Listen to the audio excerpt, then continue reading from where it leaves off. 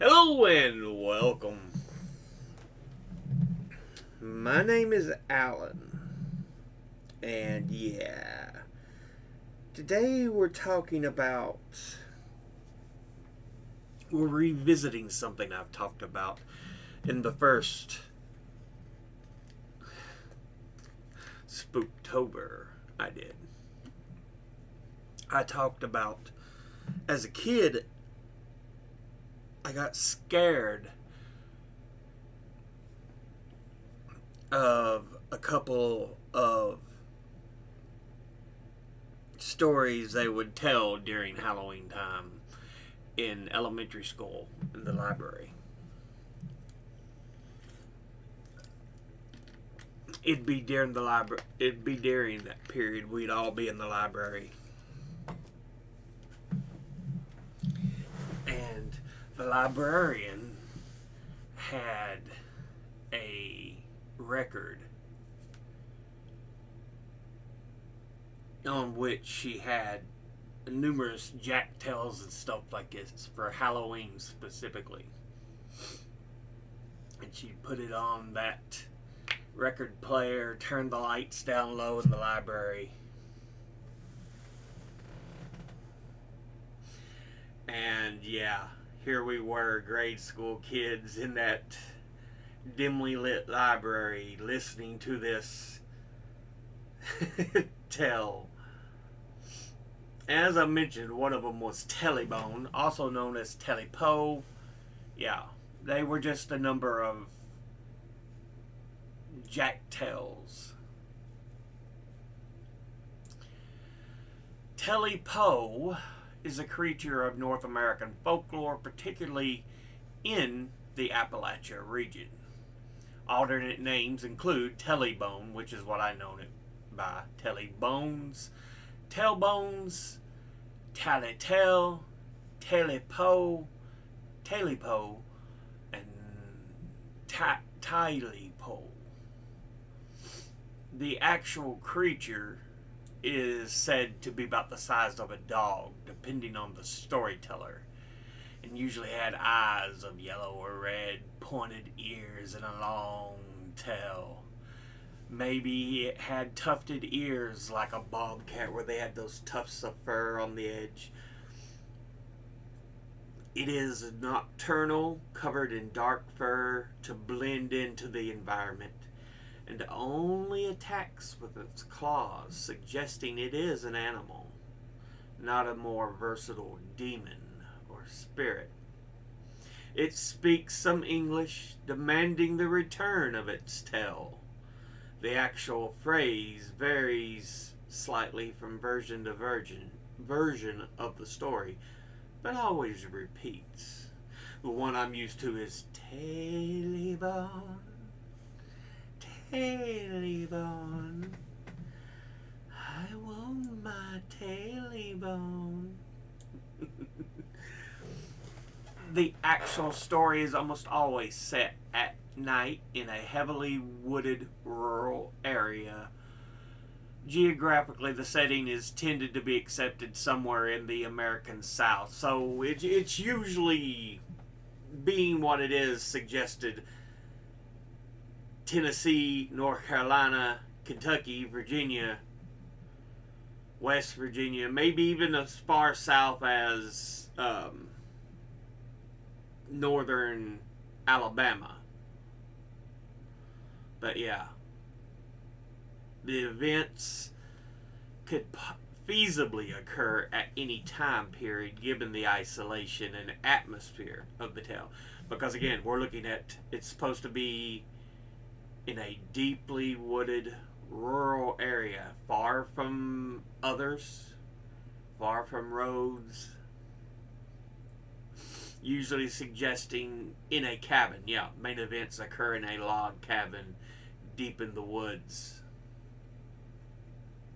where a hermit and his 3 dogs live. I just listened to a version of this. They only had 2 dogs, but the one I heard during a kid, I think, had 3 dogs.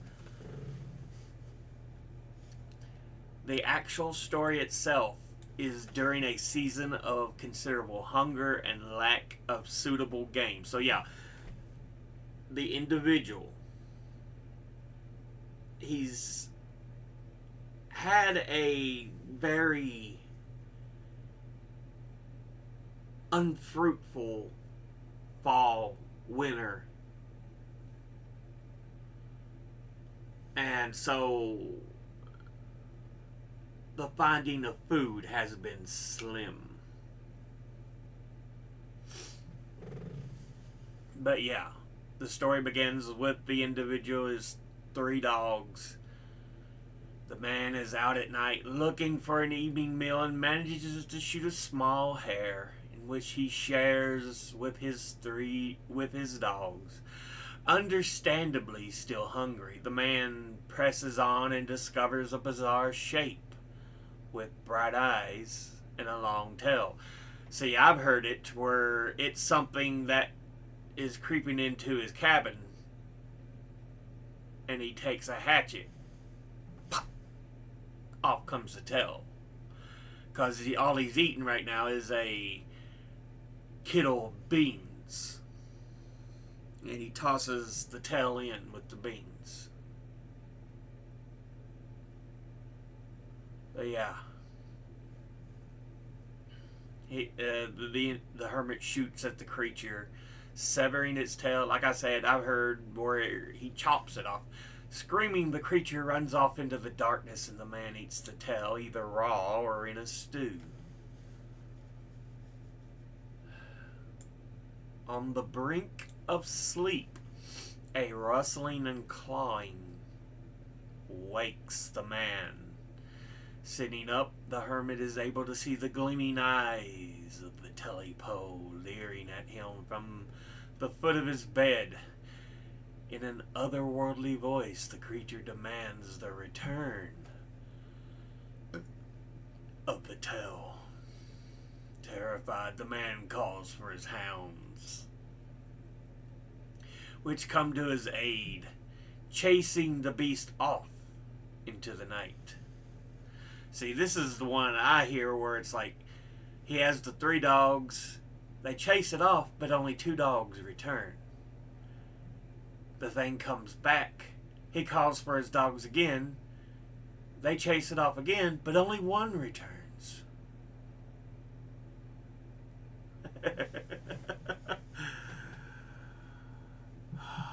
And it comes back a 3rd time, and again he calls to his dog.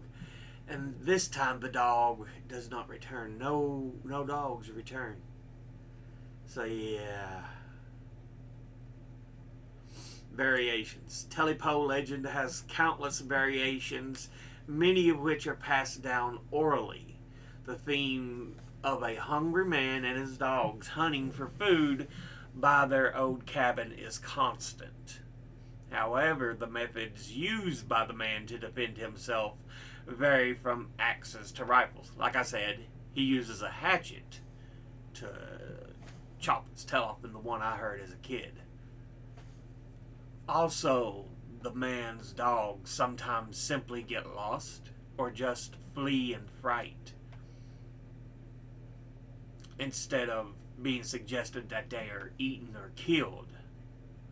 Sometimes the dogs chase the creature into a swamp and then disappeared, with the suggestion that they were lured into the swamp to be killed. In some variants, the creature does actually enter the cabin through a hole in the floor, as opposed to being found in the woods. Yeah, see, that's what I heard. The guy was in the cabin, and the creature makes its way in, makes its first appearance climbing into the cabin. I think it was down through the chimney, the one I heard. But yeah.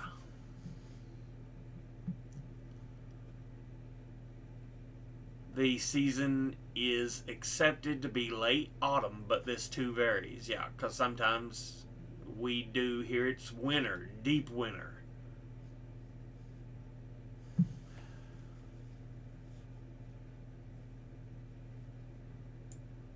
And yeah, In some versions, the man's dogs are named in order of disappearance. Uno, Ano, come to go calico. Get that thing.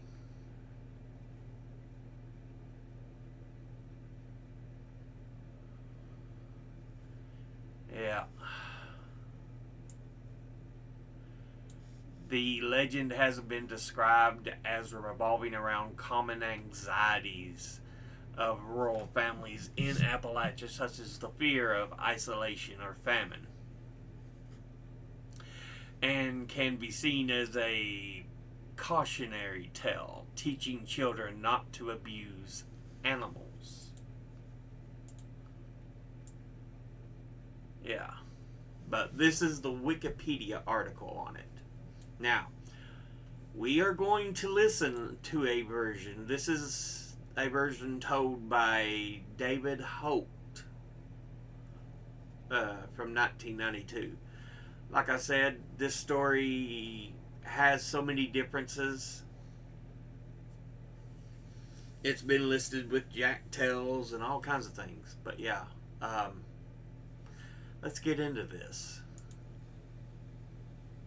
Once a long time ago, down in the big woods of Tennessee, there lived an old man in a log cabin all by himself.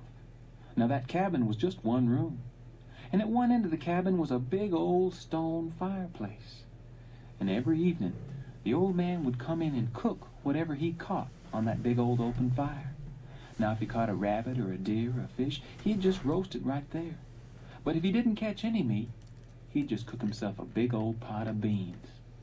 Now one cold, dark, and windy night, that old man was sitting up by that fireplace, cooking a pot of beans and listening to the wind howl through the trees outside. He was just kind of lost in his thoughts, watching those beans begin to boil and that fire burn down low. When all of a sudden, he looked down and he saw some kind of animal's paw start to come up through a hole in the floorboards of the house. That was a hole he should have fixed way last summer, but too late now. That thing was coming in. It had big, long, pointy teeth and big, fiery red eyes, and why, it was big as a dog, but had a tail like nothing he'd ever seen before. Well, he slowly reached down and picked up a little hatchet that was by the fireplace and raised it up over his head. When that thing came in the room, he chopped at it, and he chopped its tail right off. Well, that thing let out an awful yell and went running back out between the floorboards of the house. Now that old man... Yeah, so imagine listening to this when you're still a young kid in grade school. The lights are turned down low.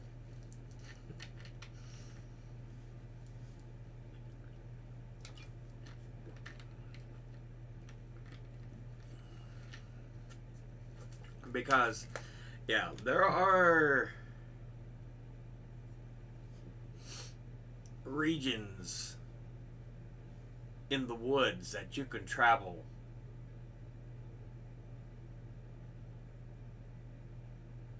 with just nature around.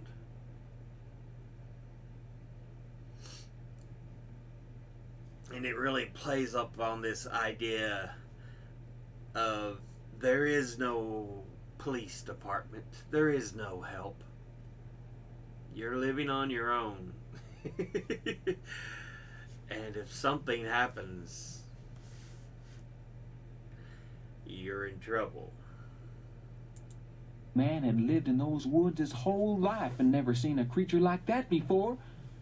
But there its old tail was, still sitting on the floor wiggling. Well, he reached down and he picked it up, and it was a big old long thing, and it didn't have any hair on it, just some old spine-like things, and why, it did have a lot of meat. He didn't have any meat for those beans, so he just dropped that tail into those beans and cooked it on down. And then, like a fool, he ate it. Well, it tasted pretty good to him. In fact, he ate every bean in that pot. But when he finished, he realized he was getting an awful stomachache. Well, he decided he better go to bed, so he crawled on over to the bed and crawled into bed, pulled the covers up around his head, put his head down on the pillow, and he was just about to go to sleep when he heard a little scratching sound up the side of the house. He raised up in bed and he said, "Yeah, now go on, get out of here. Get out of here." But all he heard was, "Taileybone, Taileybone, I want my Taileybone." Well, the old man figured somebody was trying to play a trick on him. He said, "Now go on and get out of here, whoever you are. Just go back home." But all he heard was, "Taileybone, Taileybone, I want my Taileybone." Well, the old man called his dogs that lived up under the house. He said, "Ano, Uno, come to go Calico, get that thing." And those dogs ran out from under the house, and they chased that thing way back down to the woods.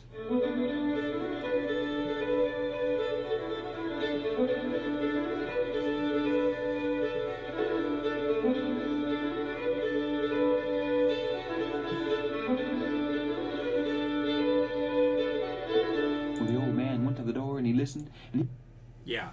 Now, if you like stories like this, or just, Appalachian storytelling, just a side note, they do have storytelling festivals down in Jonesboro, Tennessee. Check it out. If you enjoy those kinds of things, you might really enjoy it. But yeah, let's get back to this. Yeah. he could hear those dogs barking way down in the woods. He knew they were mean dogs. He didn't even worry. Just closed that door and went right back to bed. Crawled up into bed and went right to sleep. But he hadn't been to sleep long when he was awakened by a little scratching sound. This time it was above the door. Something was trying to come in through the door. He sat up in bed and he said, "Now, I told you to get out of here. Just go on. Get out of here. Go." But all he heard was, "Taileybone, Taileybone, I want my Taileybone." The old man called his dogs again. He said, "Ano, Uno, come to Calico. Get rid of that thing." Well, those dogs ran out from under the house and they almost tore down the fence getting at that thing.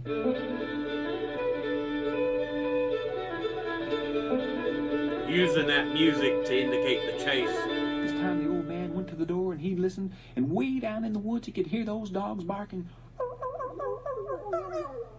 And they stopped.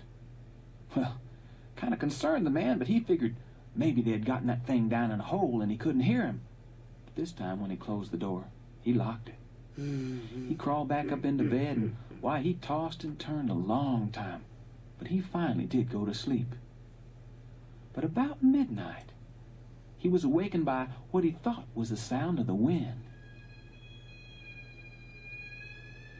He sat up in bed, and way down in the woods he could hear, "Taileybone, Taileybone, I'll get my Taileybone."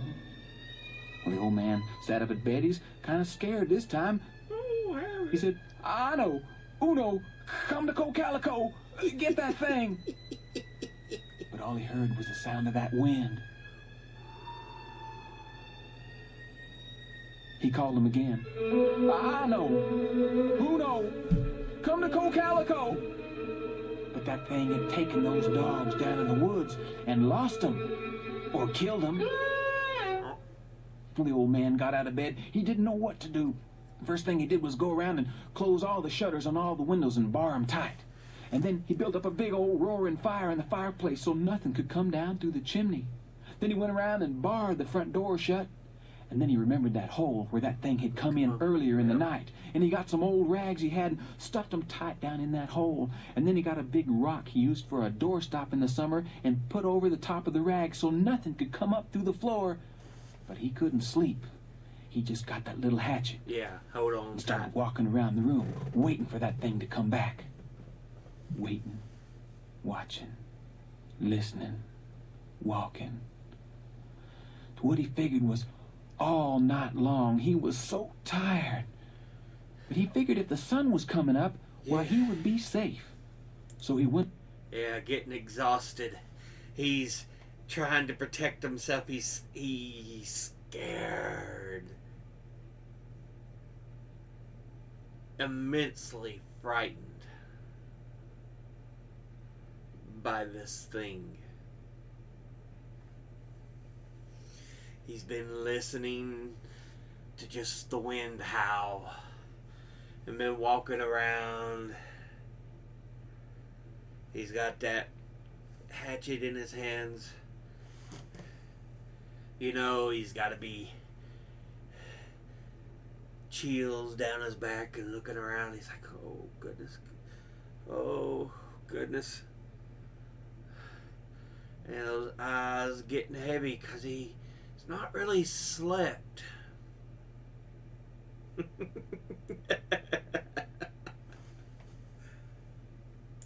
Went over the window to open it up and look out.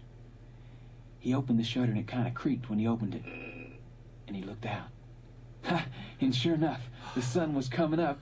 Oh, he felt so good. The first when he peaks closed of that shutter, sunlight. just went back over to the bed and just fell right down into bed. Pulled the covers up around his shoulders when he heard at the foot of the bed. Said, Taileybone. He said, I ain't got your old Taileybone. That thing said, you got my Taileybone. And it jumped on that man, and they say it scratched him to pieces. And some folks say that thing got its Taileybone. Now you can go down to the big woods of Tennessee to this very day. You won't see the cabin anymore. It's long gone. All that's left is the old chimney standing out in the field. Yeah, the chimney. But sometimes, late at night, when the moon is full and the wind is howling through the trees, they say you can still hear it.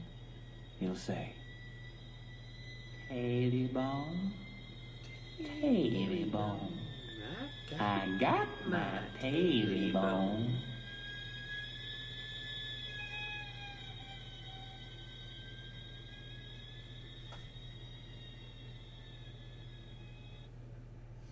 Yeah. That's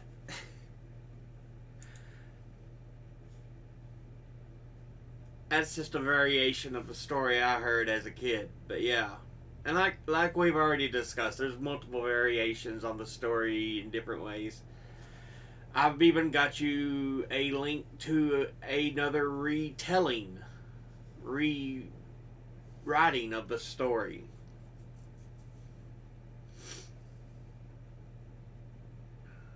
They try to make it much scarier. I'm not going to read it. I'll just leave the link in the description box. But yeah. I figured I'd address the story in full because, like I said, the first time I talked about it as one of the stories that scared me as a kid. I thought it'd be good to revisit it more completely.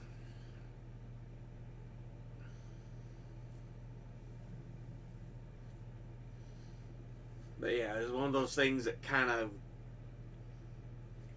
I know as a kid it creeped into my mind and I'm like,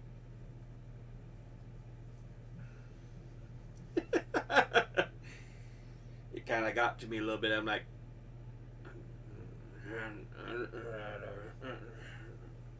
let's watch something else.